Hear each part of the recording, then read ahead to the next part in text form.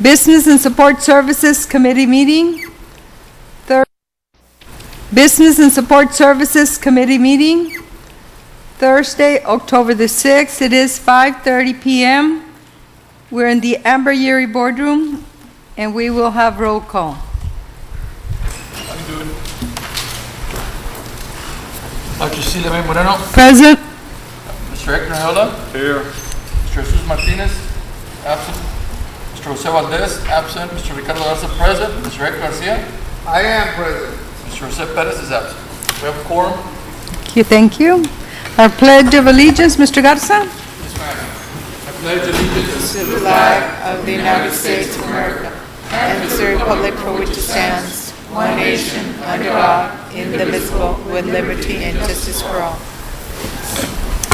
Dr. Nelson. Thank you, Dr. Moreno. Before we start our meeting, I would like to ask respectfully that we have a moment of silence. Today, we said goodbye to Felipe de Jesus Patiño, and his rosary was from 10 o'clock to 1 o'clock today, and several of our maintenance and operations staff were there.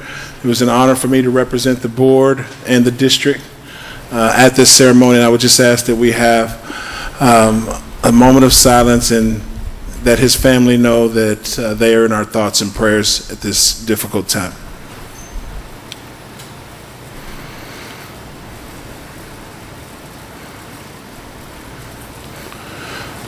Thank you. Thank you. Dr. Moreno, also, when we have permission to move up an agenda item real quick, because we have a special guest here. Item number 7, if we may. Yes. Item number 7 is discussion and presentation on the pre-education partnership with TAMU College of Education. We're so proud of our Chief Academic Officer and our Executive Director of Student Services for participating with Texas A&M International Department of Education in our Rising ceremony. That is a pre-education induction ceremony. For the record, we will be one of the few school districts in the state and possibly country to create at Garcia High School. They will now be able to pursue a degree in teaching. And so we're very excited about that. We're also wanting to identify what we call master's teachers and go through the national board certification process. So we're really trying to rev up this aspect of our workforce development programs. And we have here today very special guests, just an enthusiastic, energetic gentleman I've had a chance to meet with several times now. He has been in Laredo for 6 weeks. And he comes to us from Chicago, Illinois, where he was working at a university there. And he is born and raised in Australia. Not raised, he's from all over the place. We don't have time to go over everywhere he's lived because there's too many places. But I did want to invite Dr. James O'Mara. If you will go to that podium right there, sir. And all we wanted to do on this agenda item is just make sure that the board had an opportunity to meet you as the new Dean of Education, responsible for graduating certified teachers into our community. So obviously we want to have a unique and special relationship with you, and we understand that you've got big goals, and we just want to be a part of that. And so Dr. Waitman and I had a great relationship, and you see fruits of our collaboration in our literacy enrichment centers, all types of opportunities, and we're looking for those types of partnerships. So having said this, the pre-education partnership, for the record, is Dr. O'Mara's idea. He came in, and in 6 weeks it's done, and I applaud you for that in front of our board, and our kids are going to benefit from that at GHS. So with that, please allow me to introduce the new Dean of College Education for the new Dean of the College of Education, Dr. James O'Mara, to talk about the program. Dr. O'Mara? Thank you. Thank you. Well, as we said, 6 weeks. In 6 weeks, this district has attracted national attention and international attention. At the College of Ed, our motto is Professionals Rising, and our newest group of professionals rising are the pre-ed track students from the Early College High School. The idea that we spoke about, Dr. Nelson and I, was that it's time for LISD to be seen both at a state and national and international for the success. We spoke about a district that has no examples of improvement required. We've talked about improvement desired. And the improvement that's in this district is something that would be the desire of the nation and also internationally. So I invited the National Board to come down. They flew down Tuesday evening and they flew out Wednesday at 2 o'clock. They made a special trip just to induct 40 LISD pre-ed track students, and they were so impressed with, first of all, the number and also the commitment of the students. I can see, and Michelle Accardi could see, a group of students that will be the future and touch the future of this district. Mathematics teachers, science teachers, language teachers, young men and women who did the district proud. I'm happy to report that this morning, that report, which I've shared with Dr. Nelson, went across to UNESCO Paris headquarters, just as part of the celebration of World Teachers' Day. There was also spread across the world what's happening here in LISD. On the 23rd, I'll travel again to Paris as a follow-up report and start to focus the attention on Laredo and on LISD in particular. And what we're setting up at the university is a partnership that will be research informed and a dissemination strategy. So this will be one of many events. Of note, it'll probably be January 3rd, there'll be the first Teach to Lead Summit. This is where the White House representatives will come down and look at teachers in the district leading the change that you want to see. So this will be an opportunity for the second collaboration to put a spotlight on the fantastic things that are happening here. So thank you for making me part of your community, and I look forward to even bigger and better things in the future. Thank you very Well, much. thank you very much. We are proud, and we're always happy to work with you, and happy that you're taking such a big leadership in this project. Thank you. Yeah, I also want to thank you for the leadership and the leadership of our district, our superintendent, and the team that met with you. You know what? Nothing's too good for our kids. So we have to work to get them to another level, and I think we've achieved that. And I think that there's other hurdles that we wanna be able to go over, and this is one of them. So look forward to that, and look forward to anything we can do. We're at a phone call away. Look forward to working with you, Dr. Murray. Thank you so much for coming to our meeting, and Dr. Rios and Ms. Martinez and myself will be following up with you. Thank you very much. Thank you. Thank you.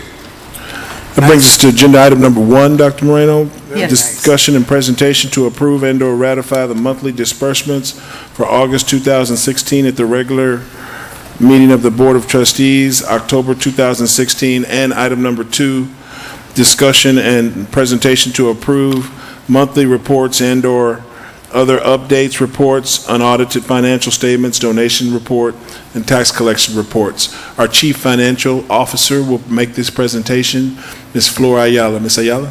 Thank you, Dr. Nelson. Good evening, Madam Board President and Board of Trustees.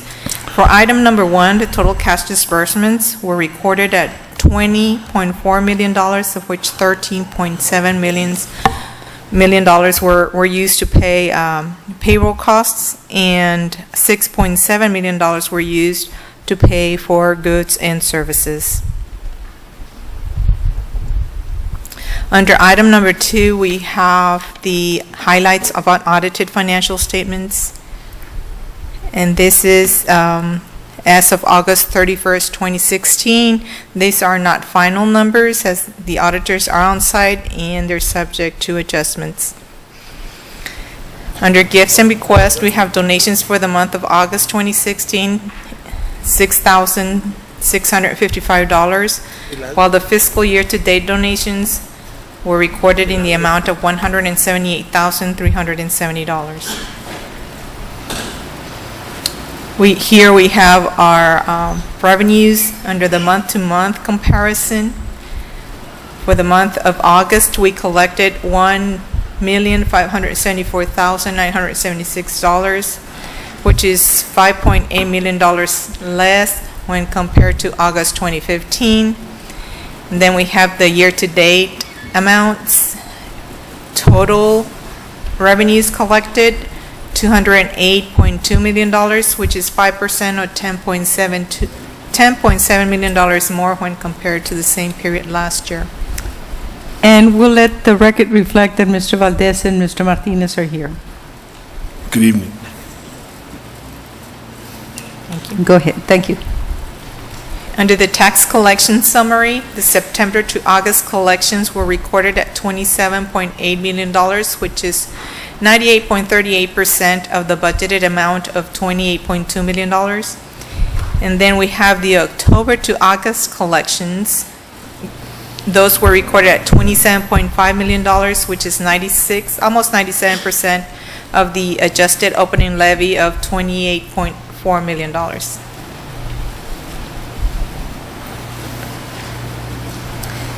Here, we have expenditures by object.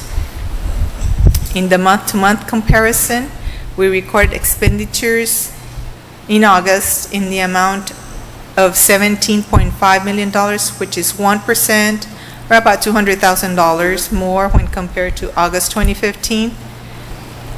And then in the fiscal year-to-date amount, expenditures were recorded in the amount of $199.8 million, which is 5% or almost $10 million more when compared to the same period last year.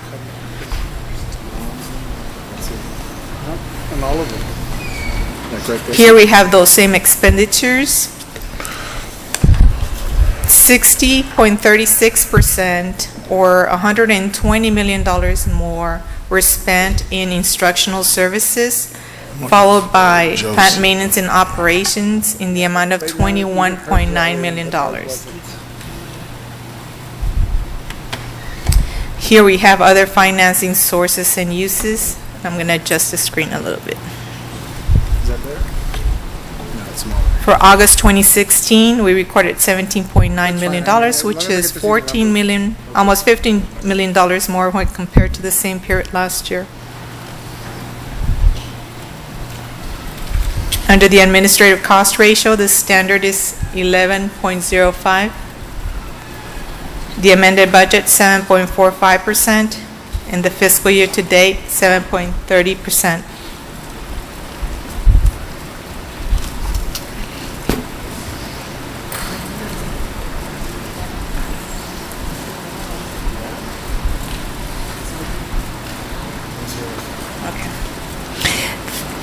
Ms. Ayala, how does our current ADA compare with the ADA used for the budget? Right now, Good question. due to the threats that occurred, Monday and Tuesday were not Good on days. target, yes. However, there is still time for us to work since our membership is at 24,211, And what was our ADA reported for budget purposes? 22,300. So Can for instance, on Monday, I know it was in the news, the news stated that we had 817 absences, but that's compared to our target ADA, which was 22,300. So that's a difference. Can we apply to be reimbursed because of the Waiver? situation? Yeah. Oh. Yes, we're talking with the state now and several other districts about looking into that. I don't think ours is at the threshold. Some schools were down 50% because of some type of threat. So, 113 kids behind what we anticipated. But we're definitely talking to the state, and we will pursue a waiver as we can. Let me ask you, is there such a thing as this might not be the only time and the only way we can get, I really don't want to count on the state to tell us what the threshold would be for that. I'm not sure that there's any sort of insurance to cover us in those type of cases as a supplemental insurance. Let's say we go 3 or 4 days like this or 2 or 3 weeks like this, and the threshold is not met yet. Is there anything out there that we might be able to tap into? Well, the last time this happened that I can remember, was H1N1. And Right. it was several weeks of low attendance. So we did apply for a waiver, and it was granted. So that's the only, there's no supplemental insurance that can help you cover your ADA. As Ms. Ayala said so well, the bottom line is we got to make it up. Right. And so things like our flu shot initiative. And what we've seen is in January, our attendance goes down. It's a struggle the further we go in the school year. So the challenge is great, but we've got to make that up. And to answer your question, I don't know of any supplemental insurance subsidies that we can pursue. There is a statute, but it's not appropriated. So it's in the law, but the legislature did not appropriate for it. It kind of looked at, Based on it's kind of decline. vague. It doesn't We can let look- you know that if it can be with a pandemic situation, and that's the only way they described it. But, in my mind, I was saying, if this thing becomes pandemic proportions across the nation, then that's the only way they're going to react. Well, the good thing is that there's been several arrests, including one today, and I hope that that would encourage anyone who's participated in this type of silly activity to think twice, because we will be prosecuting to the full extent the law allows. Dr. Nelson, one thing I'd like to see, maybe in January, before we start up the second semester, that we get more aggressive in our meetings prior to the second semester, like we do for the beginning of school, and emphasize to our teachers and administration that attendance is very crucial. I think that we just come from vacation and let's start again, and we don't rev up by that time, we should already have an evaluation on how we did the first semester and what schools are struggling, and those people need to be brought up and and brought to their attention that you need to focus more on what's going on and not wait till April and May, because it has a big effect on us. Yes, sir. I think we need to do that. Okay. Thank you. And here we have a summary of the general operating fund, which is Fund 199. Again, revenues, we recorded revenues in the amount of $208.2 million, which is slightly over 100% of what we originally projected. And then we have expenditures recorded at $199.8 million. This with is a reflection of the closing budget, right? almost near final. Yes, ma'am. Okay. Yes, ma'am. So in the expenditures, we expended almost, 97% of our amended budget, which was $206 million. So up to this point, we do have excess revenues in the amount of $6.6 million. It is unaudited. We're still making adjustments. I will inform Dr. Nelson once that is further defined. Under the Child Nutrition Program, total revenues, $18 million, which is 94% of the amended budget, and expenditures in the amount of 17.4, which is 88% of the amended budget of $19.6 million. Here in the E-rate fund, total revenues $211,000, which is 70% of the amended budget or the original budget, followed by expenditures in the amount of $526 million and some open encumbrances, which the sum equals to 17% of the amended budget of $4.4 million.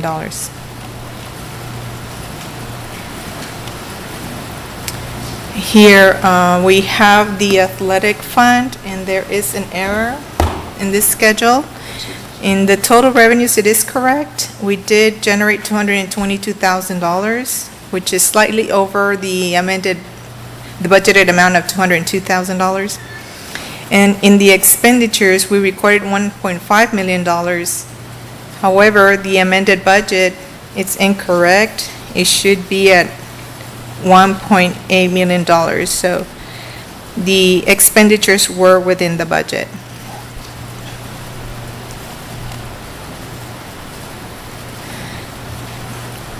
Here we have the debt service fund, total revenues $25.7 million, which is 96% of our projected revenues. of $26.8 million, followed by expenditures in the amount of $26.9 million, which represents 99% of the expenditures of $26.9 million, and that was the budgeted amount. Next, we have the special revenue funds. We have balances. Are there any questions?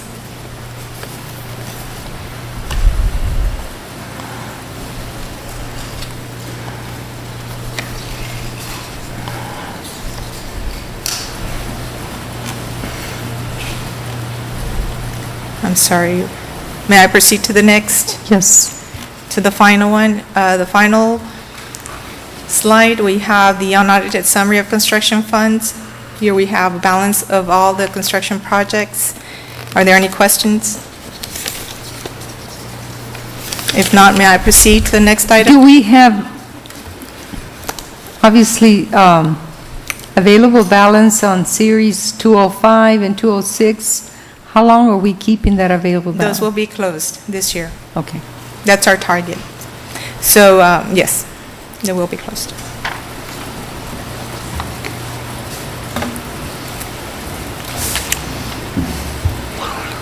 Item number 3 is discussion and presentation on the following budget amendments.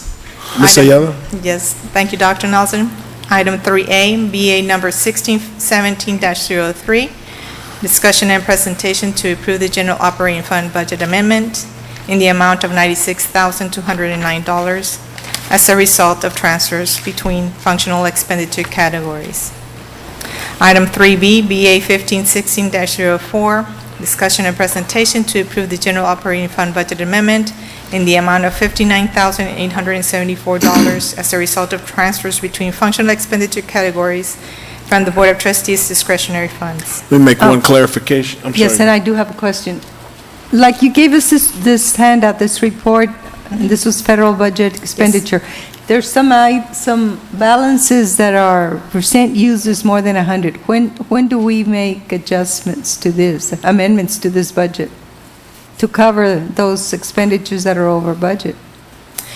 They're still ongoing right now. We're still closing the fiscal year. Right, but these budget amendments don't come to us. No. The special revenues, they don't come to the board, only the general fund. Okay.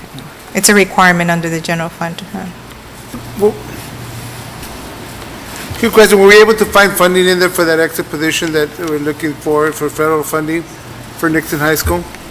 For, that we talked about in the curriculum? We have provided them some additional funds through Career and Technology There we go. Education and State Com. Okay. Yes, I don't And- think we've and provided did- everything they want, but did yes, you we have look- found several positions, yes. Did you look into that teacher, Load, second semester, yes, all that.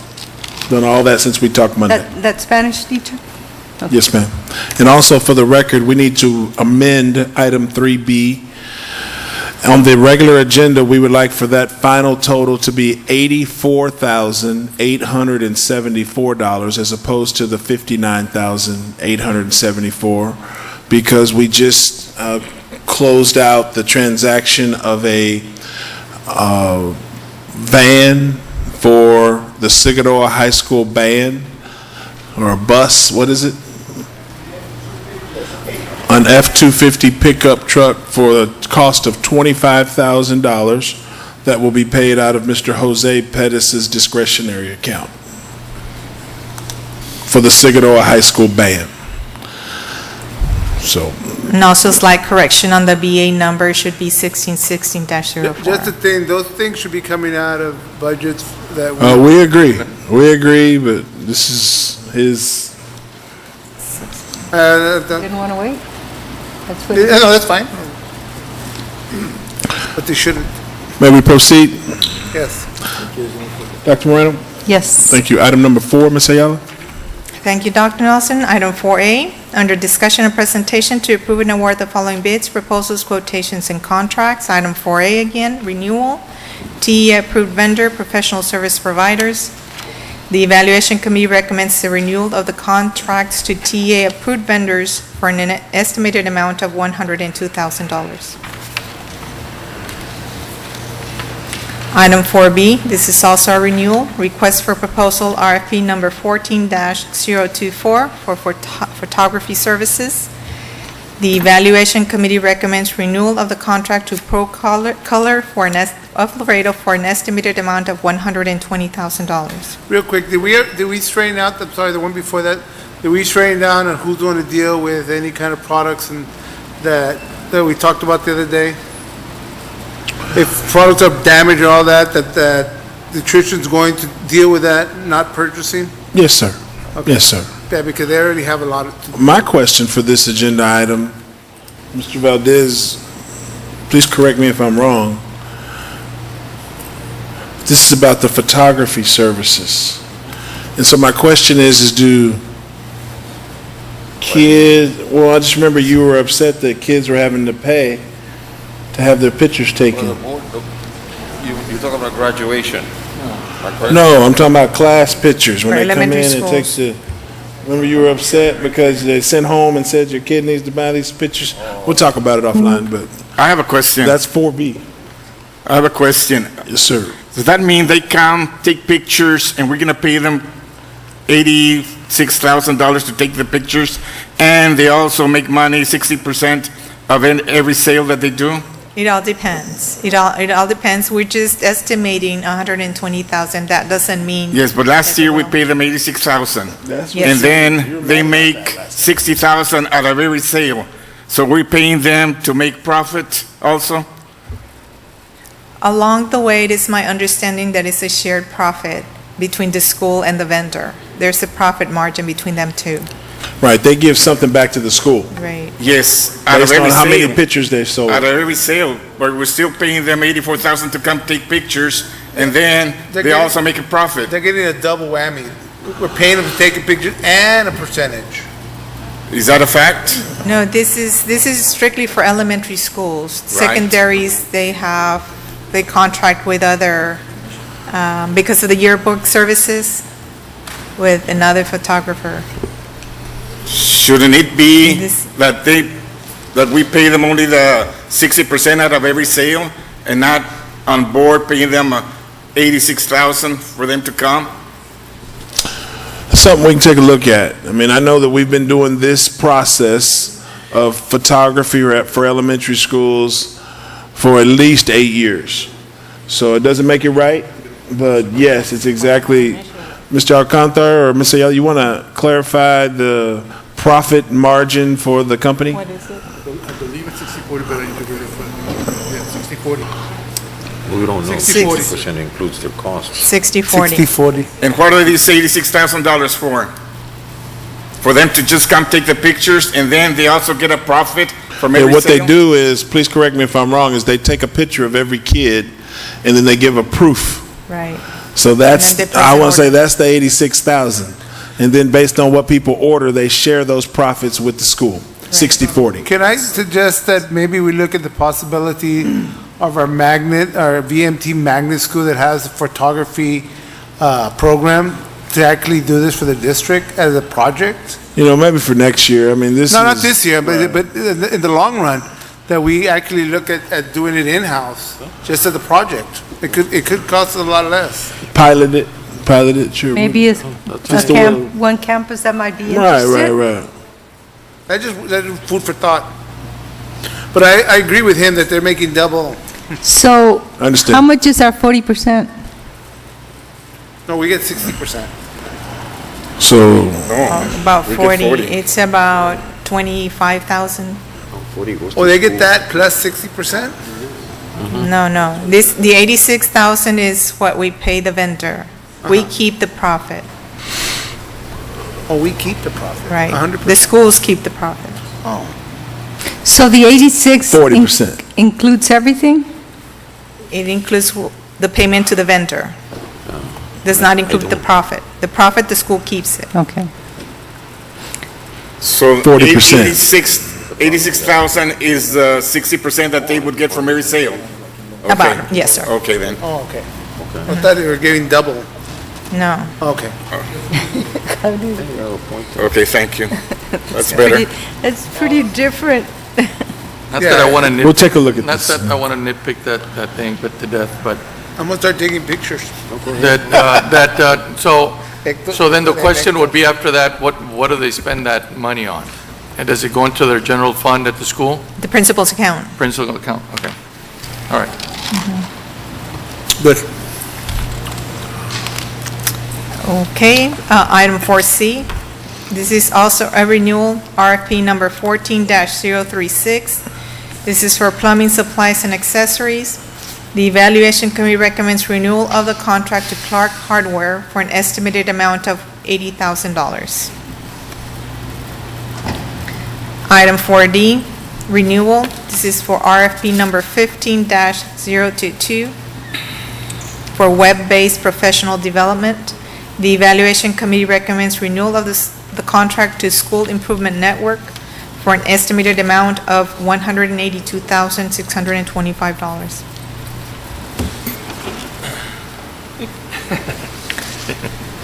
Item 4E, TASB Buy Board Co-op vendor number 487-15. This is for instructional materials. The Evaluation Committee recommends awarding a contract to Frog Street Press for an estimated amount of $72,425. Why is that so much more than last year? We bought more of it. Well, last year we spent, we we piloted it. anticipate, We piloted it last year. Now it's been effective, part of our early childhood curriculum, and so we'd like to expand it. Is this coming in through the grant that we have? pre-K, Yes, ma'am. the pre-K It's program? part of that. Right. Item 4F, RFP number 16-029, resurfacing of gym floors and classrooms. The Evaluation Committee recommends awarding a contract to Jones Hardwood Floors for an estimated amount of $50,000. Item 4G, TASB Buy Board Co-op vendor number 459-14. This is for school buses. The Evaluation Committee recommends awarding a contract to Longhorn Bus Sales for an estimated amount of $196,610. Are these, Mr. Rane, are these the big buses for travel or for local? They're both? In and out? How many passengers? Thanks. Item 4H, TASB Buy Board Co-op vendor number 430-13. This is for vehicles. The Evaluation Committee recommends awarding a contract to Gunn Chevrolet for an estimated amount of $68,958. Question. Is there a way that we can get our local dealerships who have been good friends of LISD to match that offer? Mr. Alcantar? Yes, sir. We've contacted local dealers on occasion, and their pricing is higher because, again, we're going through the co-op and we're getting fleet pricing. So if you... Yes, but once we get the bid from Gunn Chevrolet, can we go locally and ask, can you match this? We could, sir, but it's been our experience, it's been very high. It's $3,000-4,000 more per vehicle. Sometimes. We can ask, But we- I think it would But be, even if we do, sir, that would require that we go out for a competitive bid because they're not in the co-op. Now, we've talked to the dealers about joining co-ops before, but it's an involved process and some don't want to do it. There is. But I don't think by law, just correct me if I'm wrong, but the law doesn't allow you to go out for bid, get a price, and then go say, here's the price needed. Then we're breaking the law. Well, that's If what I- nothing else, I it said seems you have to like go poor to a competitive practice. bid. Huh? We lose credibility like Yeah, that. if nothing else, it's just not the way I think we would want to buy fleet. But they would have to get into the co-op, or they would have to, they could bid on it if they wanted to, but they would have to get into our bidding process. Into the co-op. And I or- talked to, I know I talked to Paul Young one time, they weren't interested. We Because talked to Sames as it's, well, they're just it's a not. big difference. okay. Thank you. Good question. May I proceed, Madam Board President? Item 4I, the Cooperative Purchasing Network, TCPN, number R14212104. number R142101, U.S. Communities Co-op number 11019-RFP, and Texas Association of School Board by Board Co-op vendor number 501-15. This is for building maintenance, repair, and operation supplies and equipment. The Evaluation Committee recommends awarding a contract to the following vendors listed in the box. Would you like for me to read them? For an estimated amount of $400,000. What number sheet? Item 4J, RFP number 16-030. Hold on a second, Ms. Ayala. You want to talk about that? Yeah. So, if I may, Dr. Moreno, one of the trustees is asking if local vendor Dr. Ikes participated in 4I? I'd like to address that. We have spoken to Dr. Ikes. We've mailed them bids. We've hand-delivered bids to them, but they For the record, this is responded. Gus Alcantara, our procurement director. And so any so comments that- or questions, says he tried, reached out to them, and they were non-responsive. That's correct. Then we decided to go with the co-op. Yes, sir. We did give them the opportunity twice. Thank you, Mr. Alcantara. Did you talk to Dr. Ikes or did you talk to his staff? You talked to the puppet. Ya lo que contesté. I'm sorry, I didn't hear No, we you. spoke to Ms. Ortiz, and we also Okay. hand-delivered it to the... I think that we should talk to Dr. Ikes. It's very important that we get local providers Yes, sir. to participate. In other words, go out to them and say, look, we need for you to participate. Because that's one of the basic theories of economic development. You Absolutely. spend money That's why we locally. hand-delivered the bids, but Can't force them. The answer then was no, they didn't talk to Dr. Ikes. we will Okay. speak to Dr. Ikes. So Mr. Thank you, Bueno, Mr. Alcantara. Thank you. Appreciate it. Thank you very much. May we proceed, Dr. Moreno? Yes. Thank you. 4J? RFP number 16-030. This is for air filters and supplies. The Evaluation Committee recommends awarding a contract to Cap USA, Filters First, Joe W. Fly Company, and Jonestown Supply for an estimated amount of $25,000. 4K, Houston Galveston Area Council, co-op number CW10-14. This is for wireless GPS services. The Evaluation Committee recommends awarding a contract to Sprint Solutions for an estimated amount of $40,000. Question. How do we use this GPS on our vehicles? I would like to call Director of Transportation to the podium, please. The way that we're using these types of systems, it's just like it's a pin. It's like the little SIM card that goes into the buses and also to CMP vehicles. The vehicles already come equipped with Angel Tracks, so all we ask is for the SIM card, and it automatically syncs it to Sprint, and it gives us the network that we need, so we could go ahead and use GPS But services. what is the purpose? Trucks are going to some places where they don't belong? Well, it allows you to do that with the Angel Track system. It allows you to track where the vehicles are at live, if you would like as well. And there's something going on one of the units, you could go ahead and turn on the system, and it costs you a little bit more, being that you're doing a network to network live, but it allows you to track where all the vehicles are at. Just in case if sometimes a parent tells you, well, the bus didn't pass for my student or my children, and we could go ahead and tell them, yes, it did pass. It was there at 7:10 in the morning. It waited for a minute and a half. No children boarded. So it Very helps good us for answer. that. I like Can I that. ask you a quick question?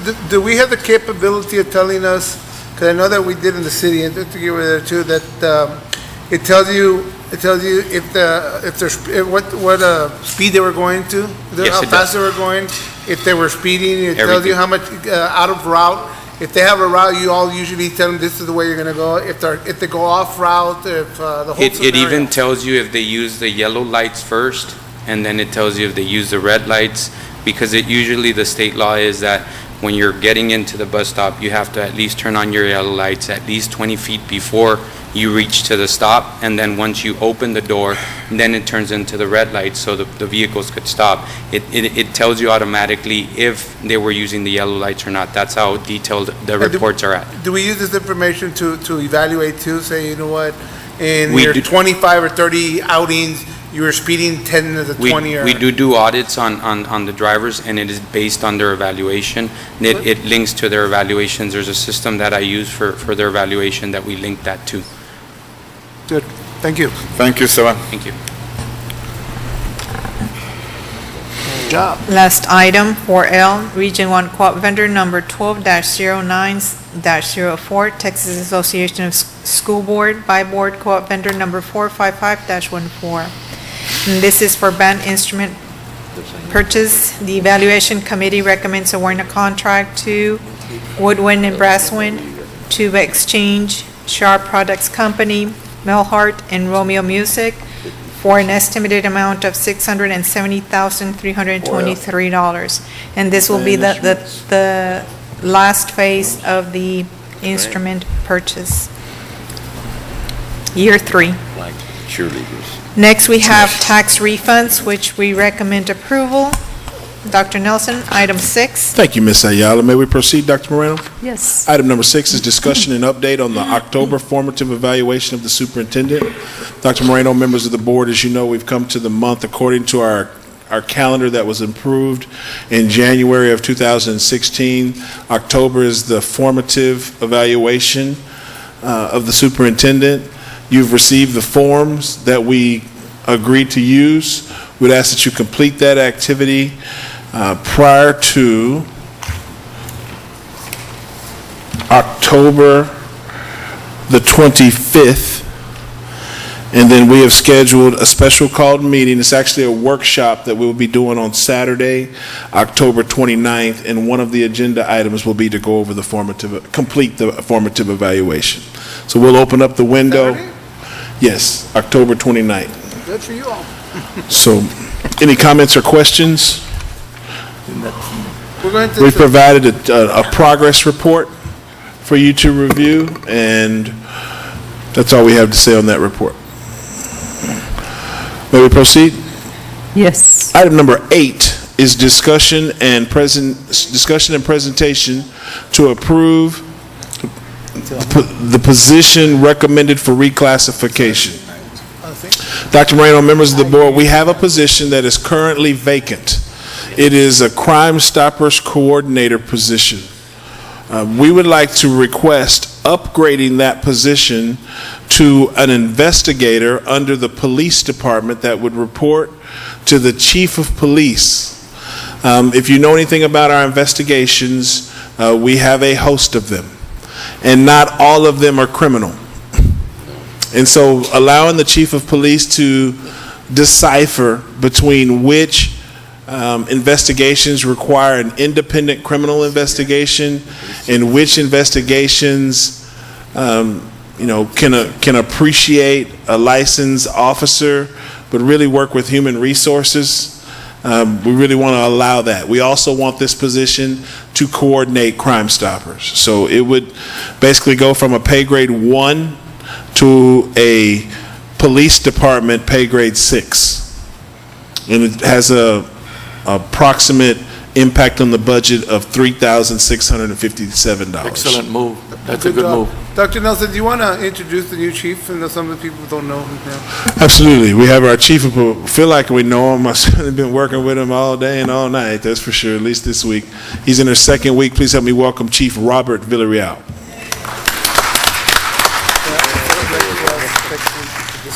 Any other comments or questions regarding agenda item number 8? No. If not, may we have permission to proceed, Dr. Moreno? Yes. Item number 9 is discussion and presentation of the 2016-2017 district and campus performance objectives. Members of the board, we've provided you with an overview of the performance objectives, and we have set the expectations consistent with where we believe the board wants us to go. And so we've given you a copy of those. We've discussed them in detail in our committee meetings, and we recommend approval on our DPOs and CPOs as presented. Any comments or questions? May we proceed? Yes. Item number 10 is discussion and presentation on the 2016-2017 Texas Teacher Evaluation and Support System Calendar. As you know, T-TEST is our evaluation system that we use to evaluate teachers. It is new, and we are excited about the student achievement component of our evaluation system. We now have an appraisal calendar, which is really customary. We used to call it PDAS appraisal calendar. So now it's our T-TEST appraisal calendar, and it allows appraisers a window of opportunity to complete our evaluations according to our policies. We recommend approval. Any comments or questions? If not, item number 11 is discussion and presentation on the 2016-2017 roster of Texas Teacher Evaluation and Support System alternate and/or second appraisers, including assistant principals and/or principals that are hired after the approval of this roster. Part of our policy requires that those completing appraisals be on a roster, and it's approved that they've been trained, and there's also a process that teachers can request a second appraisal if they're dissatisfied with their initial appraisal. And so all of this is covered under this roster, and we've had some people that we've hired since the last time we did this, and so this is now a comprehensive, complete list. And we recommend approval. Any comments or questions? Have we researched the possibility of teachers that are struggling, or we've talked about this year after year, finding them that extra help to organize themselves or make them a little better teachers than they're already at? When we evaluate, remember we talked about evaluation, when we do the evaluation, and several kids are failing within their class, that before we did anything, we actually try to look for some kind of workshop, or remember summer school help, or maybe with Tammy, getting them into a workshop that makes our teachers a little stronger in what they were doing? Well, the answer to your question is yes. We do have a host of professional development opportunities that are intended to improve our marginal teachers. The tools in our toolbox are vast.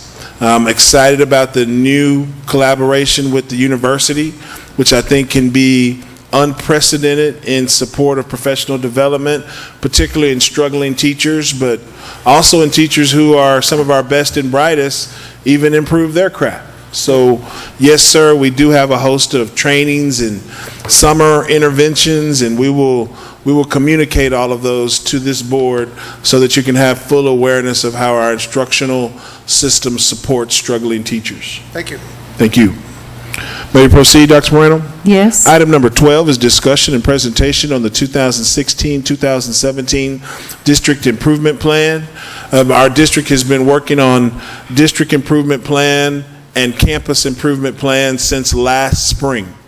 And it has been a very intensive, meticulous process that has been coordinated by our Chief of Staff, our Chief Academic Officer, our Chief Financial Officer, and our Executive Director of Student Services. Our District Improvement Plan has components that are everything from staffing to student achievement, budget, attendance, truancy, discipline, and we've provided the plan for you. It is a detailed plan, and it really is a catalyst for all the conversations we have, not only with this board, but with our campuses, and we are trying to continuously improve the organization through this document. Any comments or questions? We recommend approval. Mr. Valdez? Yes, this is an annual Yes, sir. activity. If I go back 20 years, I've gone back some years and I find the same things.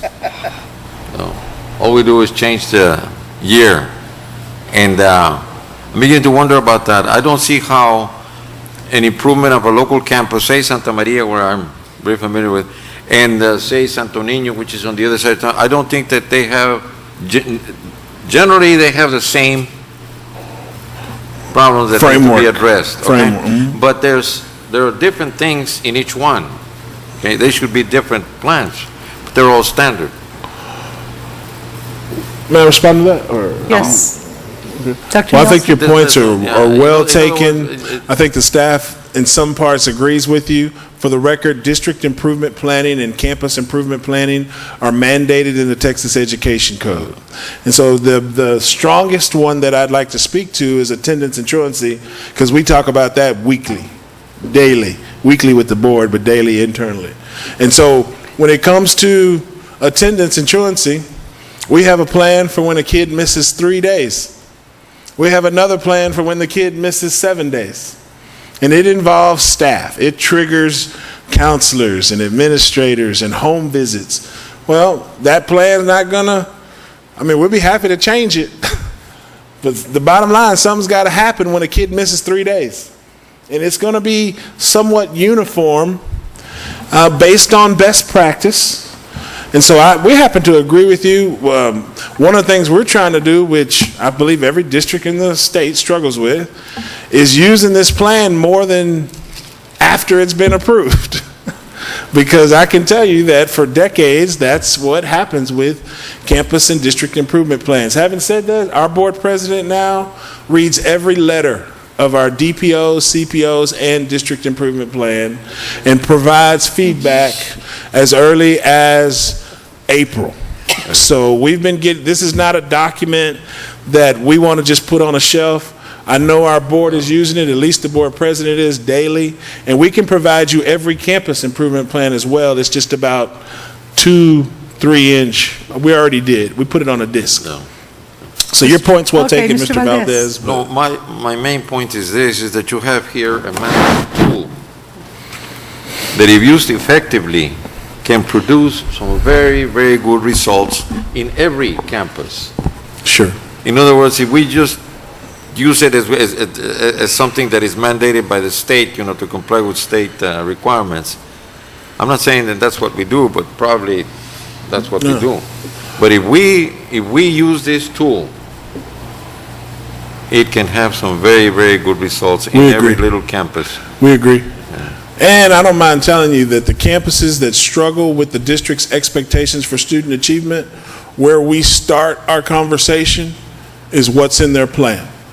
And it's real easy to see if the plan is regurgitated superficially. It's real easy to see if there's evidence of collaboration, input from multiple stakeholders. So your points are well taken, and it is a missed opportunity for us to really use this plan more, and we'll give that attention immediately. Thank you. May we Next. proceed? Thank you, Dr. Moreno. Item number 13 will be presented by our Chief Financial Officer, I believe.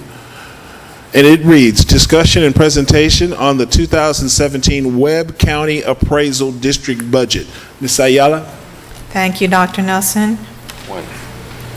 The district's share towards the total cost for the appraisal district in Webb County was set at $357,374, which is $19,365 more when compared to the 2016 budget allocation.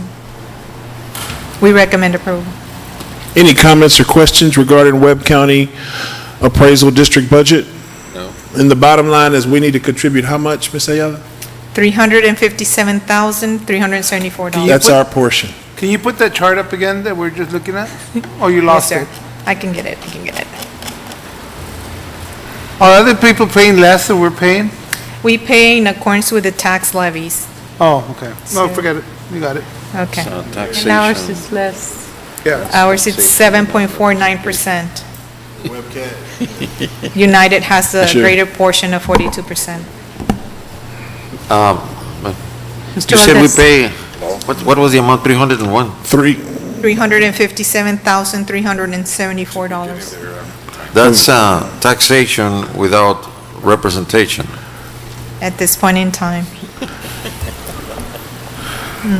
May we proceed, Dr. Moreno? Yes. All right, well, item number 14 is discussion and presentation on a request for waiver of penalty and interest in the amount of $152.83 for property tax account 440-00850-110 for tax year 2015 by taxpayer Sandra Vasquez. It's my understanding that in this agenda item, Ms. Ayala, would you like to explain it, just for Yes. clarity's sake? We do have a request by one of our taxpayers to waive the penalty and interest due to Failure to be able to pay. failure, right, no, well, actually, she lost the exemption, and so now taxes are due because she no longer qualifies for the homestead. And so we're recommending not to waive the penalties and interest, We're recommending not to. right, So we would have to have board to reject the vote in waiver. order to waive them. So we're recommending that this be on consent agenda to not waive. We'll need to clarify that, Yes, sir. unless someone on the board would like to pull it and discuss it. So you can think about that. Just a minute. Well, I don't think, the last time an item came up, it wasn't waived either. Right, And so in we're the just past, following our We've precedent. never waived, and these are amounts that everybody else pays. Yes, ma'am. Mr. Valdez. I believe that we should develop some policies on what instances can we waive. When we're In other at words, fault, On our yes. fault, right. Yes. In other words, was it our fault or was it the No. fault of some, no, I'm sorry. develop the policies. A local So policy? that the taxpayers can know, that it's not just something that it's at the will of the board, Yes, sir. but complying with state laws and what have you. In this case, it's only $152, but it can be, it's gotten, we've received Big ones. larger figures before. So this would read, Just a comment. on the consent agenda, discussion and presentation on a request for waiver. Anyways, that needs to be worded where it's clear. Yes, It's sir. not clear. At the same time, Next item, To reject Oh, request. may I? yes. Thank you. At the same time, we need to give the citizen an option to come in and present their case, okay? And we just can't say, You mean- no forever, but whenever we decide as a board, if this case has merit, then they might, for some reason or other, be able to waive it. But we cannot have too many rules, because there's too many things that can happen. And at the same time, the taxpayer will have a right to bring it over and present it, which is what they're doing here. And of course, it's clear to us that it's not a strong case, so we say no. But I think they still need to continue with this. Thank you for your I comment. just think we don't, I wouldn't want to put ourselves in that situation. Because then we're going to have a line of people saying, well, I disagree with my taxes, I want to come and complain for it. And then because a political thing. And this board was not elected to do that. This board to listen. We have a tax assessor's office, I think that's what their taxes are. Now, I understand if it's an elderly lady and something happened, yeah, as Mr. Martinez said, those are, they don't come too often. Those you can bring in, but everybody that wants to complain about their taxes or they're not paying too much, then we're gonna have a line of people. I don't even know Yeah. that the law allows us I to don't think waive so them. either, because they could Wanna come? protest with the appraisal district, not with us, We got it. And they did. legally, yes. Yeah. Mr. Valdez. They have that right now. They have a You know- waiver, yeah, like a No. waiver. No, like you do they right have now. the right to come before the board. We don't know if we have a right to waive it, though. Right. In other words, I know what you're saying. That's what I'm just trying to see, where's. We don't want to where's the send law? that.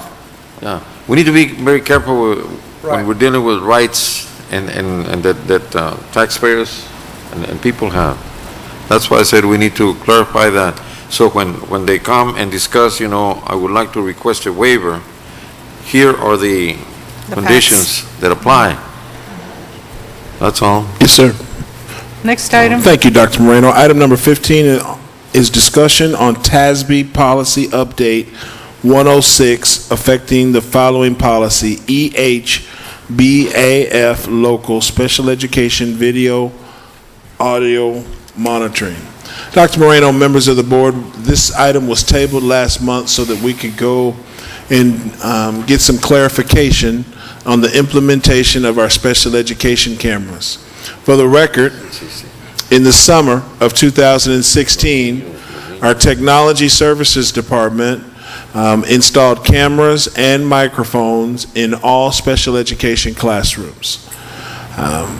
when Senate Bill 507 came down in August 15th as part of the Senate bill, we were just unsure. To be honest with you, I've heard legislative discussion about this agenda item as recently as this week. Having said that, this board made a commitment to purchase the cameras and microphones, have them installed, and so we're recommending approval of Policy 106,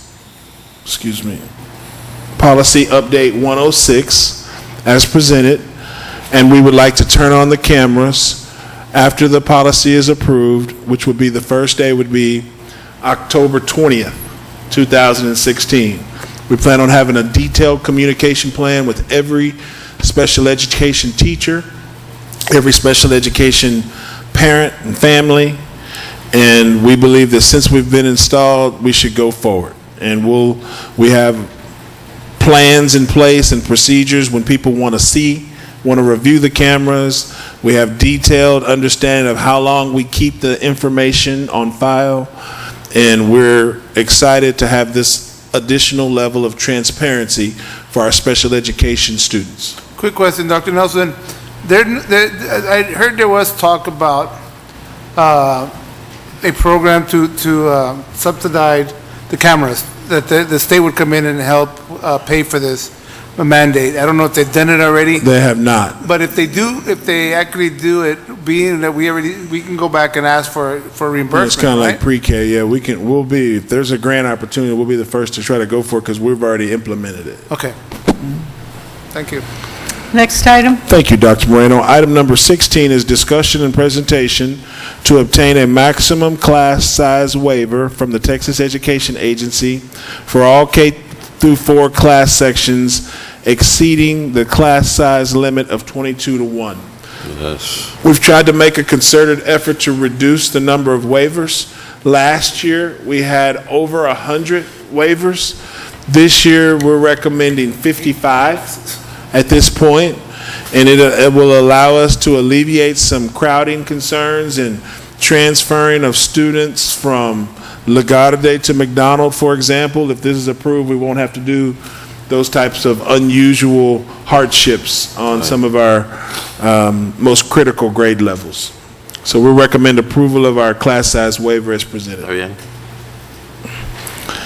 May we proceed? Yes. Item number 17 is discussion and presentation of the annual School Health Advisory Council, SHAC is what we call it, written report to the Board of Trustees as indicated in Title II, Chapter 28, Section 28.004 of the Texas Education Code. Dr. Moreno and members of the board, we have our annual presentation to make. I'm proud to report that we have exceeded all expectations of the Texas Education Code for our SHAC council. We have enthusiastic leadership under the direction of Mr. Robert Cuellar, Director of Child Nutrition. Mr. George Beckelheimer has served as the chairman this last year and for several years before that. I want to say 8 years, since the SHAC began. And this year we have appointed Mrs. Lauda McCoy will be the co-chair. The code requires that the co-chair be a parent of a student. So we've had our first meeting. I attended that meeting. It was well attended. Our parent liaisons organized several hundreds of parents. I know it was at least a couple of hundred. And we've covered you want to go to the next slide, Mr. Cuellar? We've covered just first stop, go back. So first of all, this is mandated by the code. And the code really calls that we have a presentation to the board, which we're meeting that. I think we're supposed to meet a minimum of 4 times a year. That's correct, Dr. And we met 7 or 8 times. And we're talking about all things associated with a coordinated school health wellness program. So, stop right there. So just in the interest of time, we got some other things to do tonight. And so I just wanted to, number one, I wanted to commend Mr. Cuellar for his leadership because it's a meeting that requires planning and presenters. And I wanted you to know that it's a coordinated school health approach. And it talks about everything from, yes, those components: physical education, health education. I won't read them all to you, but I would say as the superintendent of this beloved school district that we talk about childhood obesity a lot. We talked about, I'm trying to think of the way to say it, sexuality. When do you teach those different components? At third grade, what do you teach? What do you teach at fourth grade? We spent 2 or 3 meetings on what you teach at sixth grade. And then we have a host of conversations about what it looks like in high school. And parents were very aggressive in what their ideas and their concerns. We look at teenage pregnancy. We have a major conversation about child nutrition. And they go with kids in the group. It's mandated that we have a group of students, and they'll tell you what they think about the quantity of the food. They'll tell you what they think about the quality of the food, and it's a very good conversation. So we have our director of health services who is here.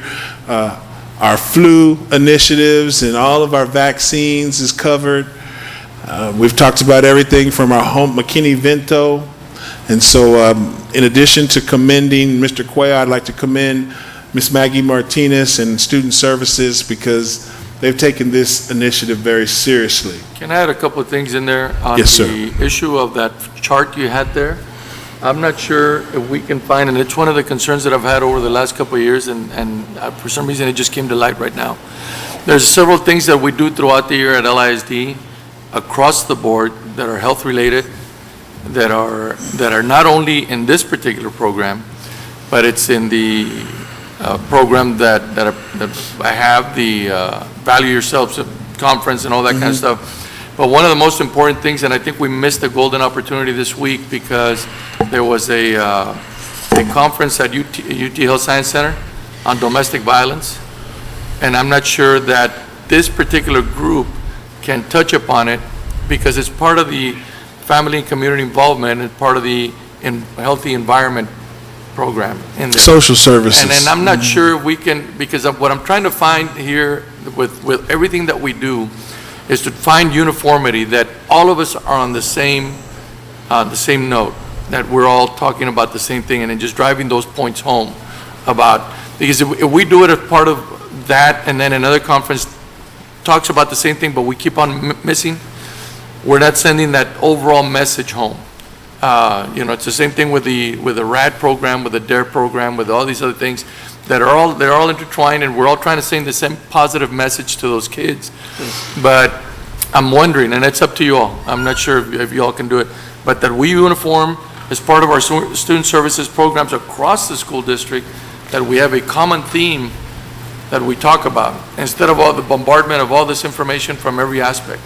That we have something like a complete, paint everything with the same brush in terms of the positive notes that we're trying to pass it. But included in that, if we can include domestic violence, and that we start talking about it at a very early age and what not to do about it. Because I know they do it at the elementary level, I know they do it somewhat at the middle school level, but then this one that we're talking about at the UT Health Science Center was talking to them at the junior and senior level.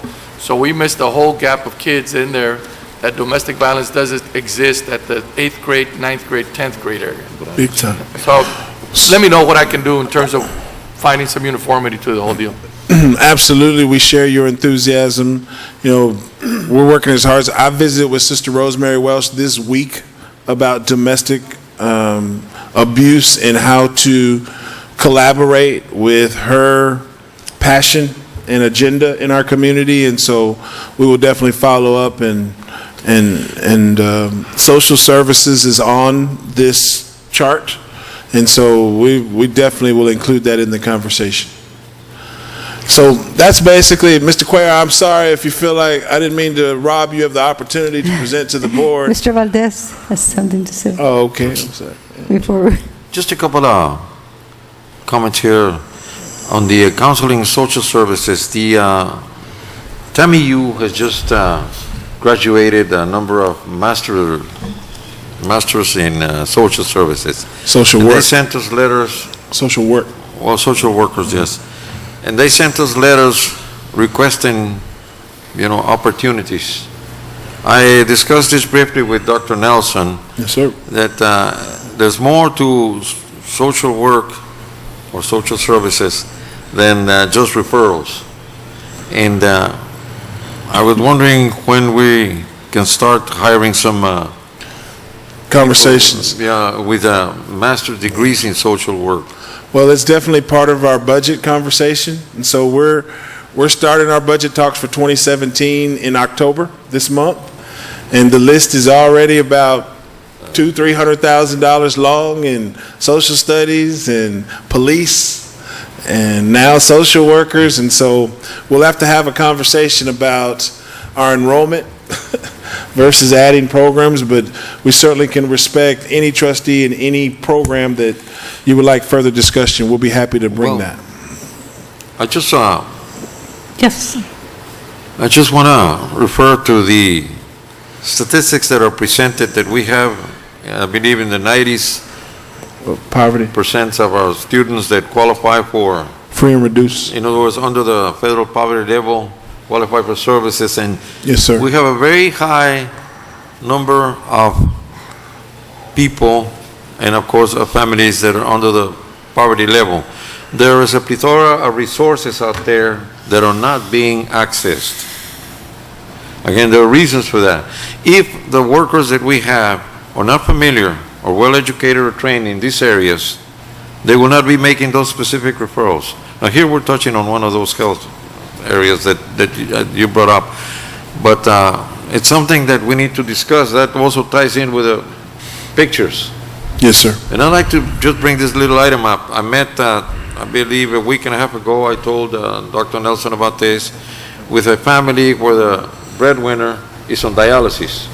And he had to go pawn, and here we have to confirm that, but he had to go pawn some items from his family so he could get $150 to pay the choreographer, or his daughter would be expelled from cheerleading.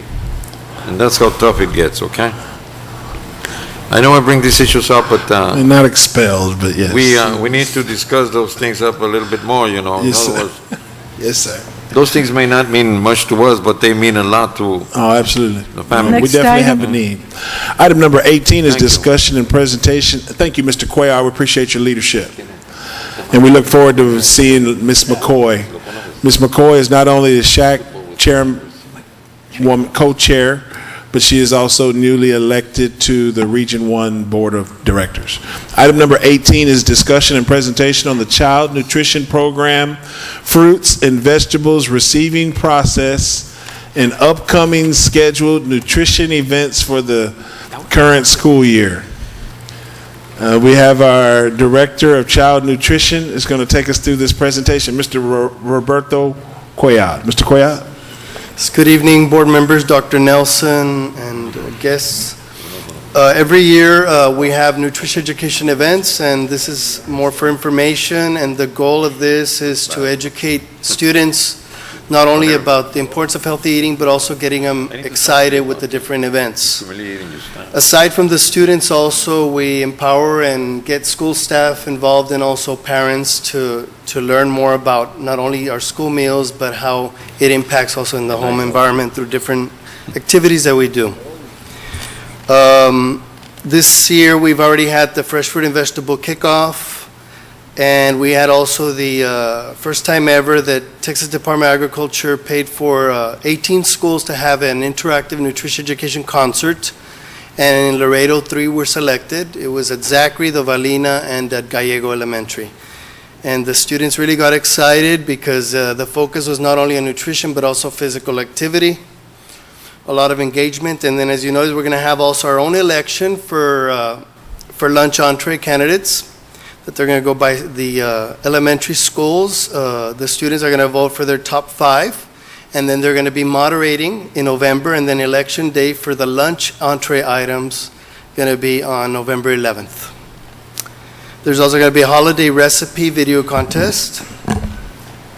And different things throughout the year, you know, school and vegetable gardens, we have the milk carton recycling art contest, and our routine elementary and menu advisory committees for the selection of different items. So a lot going on regarding that.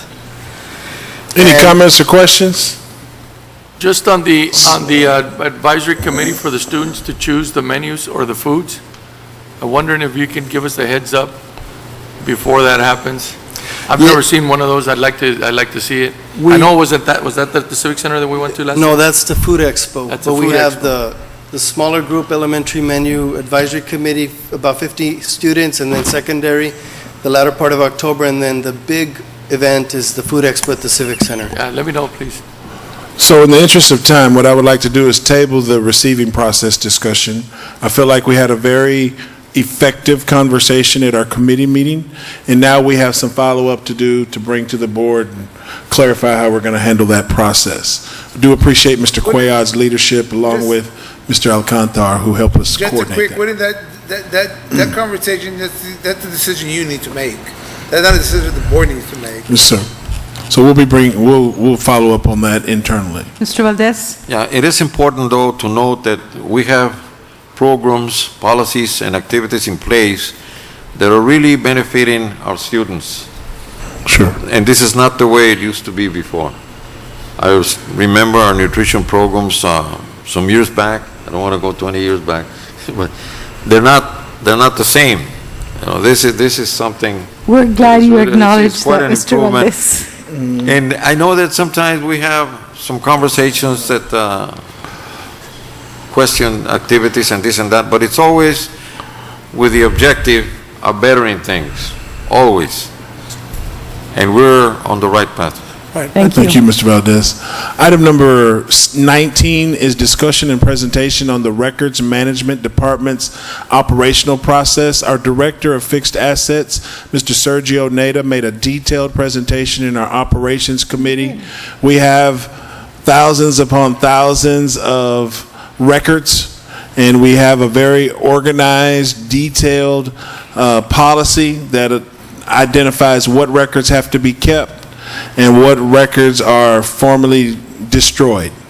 So in the interest of time, I just would say that, and we'll continue to monitor ways to be more effective with all of those documents. May we proceed? Yes. Item number 20 is discussion and presentation on the 2016-2017 CIP Capital Improvement Plan projects, including potential amendments and repurposing of funding. This item was also introduced by our Executive Director of Plant Facilities and Support Services, and it's a little fuzzy to see here. I don't know if that's just my eyesight, but the bottom line is, thank you. I'll allow Mr. Velasquez to talk about any changes to the capital improvement plan we understand need to be brought to the board for approval. The changes, the amendments that we're recommending now have no change in funding. We're not asking for more funding. We're just repurposing the funding. So with that, I'll ask Mr. Velasquez to just briefly highlight the amendments, and we'll be recommending approval. May I ask a question, a point of information? A committee has already gone through this. This is a committee. In other words, we have already discussed this in committee. Good. That's true. But now we're going through another committee for the same thing? No, we don't have to. We're just trying to have an abundance of transparency. You follow what I'm saying? In other words, No, since the committee ya lo this, discutió. since we're going to be voting on this, it's a presentation. Oh, no, I know. It'll be on the board for the vote. What I'm saying is, a committee has already gone through this. Absolutely. But this is In another detail. committee. You might as well send it to another committee again. No, your point's well Please, taken. let's go through the highlights. We're in a situation that there's a lot of interest with board members, so instead of having just 3 people there, there's a good number of us there, so everybody's being given this information. Before that, there was only 2 people showing up to the meeting, 3 people showing up to the meeting, so everybody else, including myself and yourself, said, hey, what did you talk there? I wasn't there. So it's good. You're right, this is redundant. So based on that lively discussion from our trustees, the bottom line is, Mr. Velasquez, we want the board to know at the top part of this, that's what we had planned, and there's available balances, And then we'd like to repurpose those available balances to purchase one extra vehicle for operations, one 18-foot trailer, and the other things that I can't read from here. Industrial fans for the vocational shops. We also have some violins, some instruments that are required. That's for Memorial's orchestra program.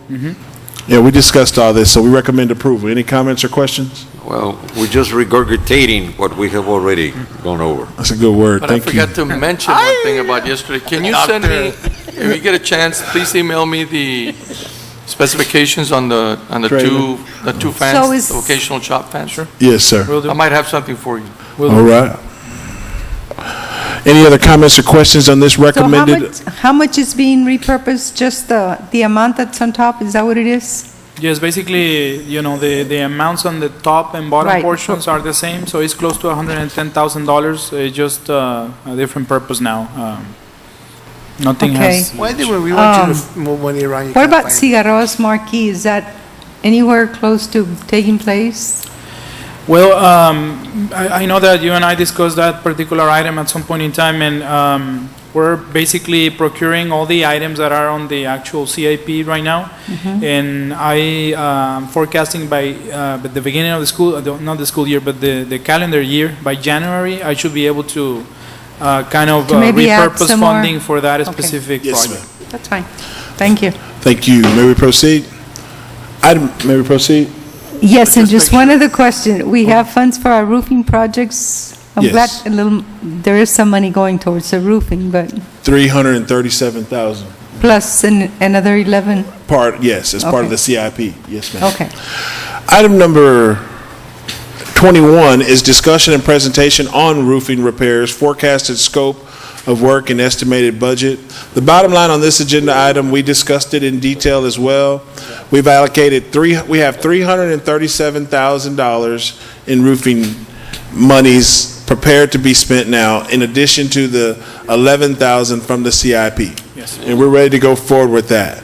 Now, we are also looking at some of our mid-year review money to help us take care of some of these other needs. And so we'll be bringing that to the board as part of our mid-year review. So can we get started on that? Absolutely. Because We're even moving. the starting process, even when you have money, sometimes it takes a while. No, to we're get going to speed that up. We're going to speed that up. Yes, Okay. ma'am. It's Yes, actually ma'am. advertised right now as we speak. So with that, may we proceed? Yes. Item number 22 is discussion and presentation regarding assignment of the Lamar Middle School Construction Manager at Risk contract with Leindecker Construction Incorporated. Bottom line is, we've discussed this in detail. I believe every board member is aware. Leindecker Construction's made a legal name change to now they will be the Leindecker Construction of Texas Incorporated. It's a legal formality for that company, and since they're in the middle of a major project with us, they're asking to tighten up their title of their company, and we recommend approval. Is it of Texas? Yes, ma'am. You still don't have it on the agenda. We'll have it clear on Of the Texas. agenda. We'll have item number 22 clarified. It doesn't say Leindecker Construction of Texas, so we'll add that. May we proceed? Yes. Item number 23 is discussion and presentation on the potential partial release of retainage for the Nixon High School renovation project at an estimated amount of $376,918.19 to Leindecker Construction of Texas Incorporated. And we just want to be clear that we'll be left with a little over $100,000 in our retainage after we release this payment. And we still have lots of things to tighten up on the punch list, but our construction department is well versed in the needs and working closely with the campus. And I know several trustees have monitored this as well, and everything from the football field that's being finished up to ramps and air conditioning clarifications and tennis courts surfacing, all that'll be part of our continued daily monitoring of that project. Quick question, Mr. Ayala, being that the contract was made with Leindecker Construction, and is it being paid to Leindecker Construction of Texas, is there anything that we have to do to make sure that we're paying another company that didn't exist when we made the contract? Yeah, we need to check with Casey. We will. Just check on that, because this is, our. I think we're good. It's their money, but I just want to make sure that If the federal ID is the same. it's the same. Oh, they Oh, I just see. check. Oh, okay. It's just change it of name. They didn't change the ID. We need to check on that, though. You ready? So that brings us to our next agenda item, if you don't mind, Dr. Because of Moreno. tax purposes, that's. Item number 24 is discussion and presentation on the Internal Audit Department's audit plan for fiscal year 2016-2017. Our district internal auditor, Ms. Elizabeth Henry, will make this presentation. Ms. Henry? Yes, good evening, Board President, members of the Board, Dr. Nelson. The following is my audit plan based on the risk assessment that was performed. Under new audits, we have the Division of Operations, Athletics, Construction, and any activity fund audits. Follow-up audits are assessment evaluation, FS LATA, and attendance. And some carry-forward audits are, well, right now it's ongoing, Ryan Elementary on student funds, that's on dance funds. Special education program is ongoing, and 2 special requests from the board were a laptop and iPad program and grant funding requirements. And any other special requests from the board, the superintendent or principals. Are we doing any surprise audits on attendance? Yes. Following up on attendance. Just the whole process, to make Yes. sure that they followed what the director actually asked them to do. Yes, sir. Did a good job last year, and just to make sure. Yes, they We're on the did. ball. Yes, they did. Any other comments or questions for our internal auditor? No? If not, may we have permission to proceed? Yes. Item number 25 is discussion and presentation on the balancing of classes, kinder through 12th grade. Dr. Moreno, members of the board, I'd like to ask that you allow us to provide an update to the board on this tomorrow. We have a good handle on this, but we've been going over the teacher loads. We've been going over the second semester teacher loads, and we've been looking at really all of our options in the elementary program. So we've talked about the waivers already. Even with the waivers, we still have a need. And so we will not be needing any additional FTEs at this time. And so we're going forward, and we'll give you an update, and we need to include the teacher loads. And so I think you'll be satisfied with our collaborative effort to balance the classes. Now, it's October the 6th. We should have been done with this a week after Labor Day, but here we are, and we're going to make sure that it's done in a way that our budget deserves. Well, I think we also need to send a message that next semester we should be doing this 2 days after classes have. And be done. Yeah, Yes, the semester's absolutely. done. We We should share wait. that. May we proceed? Yeah, Just a comment on that, yeah. Is Me there too. any truth, and Mr. Garcia is probably the person to answer that. I hear time and time again by our very well experienced and retired principals that this should never happen. I agree. That we never should be in a situation like this where by the time school starts, all of this. I understand that there's circumstances beyond our control, or if there is or isn't. I'm not sure if policy-wise, if we can adapt some sort of policy and protocols and procedures where it kicks in where you're not supposed to have that. Well, I mean, I think it's just, I just think it's poor management in the administrators that are in charge of master schedules and that. And you know that. delegating to their assistants. You dealt with them, Dr. Moreno said the same thing. This should have been done a long time ago, and if we hadn't brought it up, we weren't still going to, I know Bobby went in there and pretty much within a 30 minutes, we were getting them solutions that the people that are in charge of it should have done that the first week and telling them, hey, the principal, this is what we need to do. It falls on the principal too. But Dr. Nelson, the recommendation y'all going to give to us, you're telling me that unless you threw something the second semester, or buying out conference periods? All that's an option. You all When we agree? say balancing class, that's why we're not asking for any FTEs today, because we haven't looked at that. Our second semester loads need to clearly be balanced. There's a whole host of ideas. there was We another agree. round. So we just, and really, I don't want to get into it too much, but, You know, we have a lot of chiefs and not very many Indians in this, and everybody thinks that they're understanding of the need. When you start looking at it, we have different funding sources. So the conversation we're having with state comp funds is different than the conversation that we're having with Kate funds. And the conversation local, we've already talked about our enrollment. So there shouldn't be an increase in staffing from local. It's not there. Now, even if that means we have to take some kids out of art. So we got to have those conversations. I just want the board to know we're not just someone comes and says they need 3 units and we give it to them.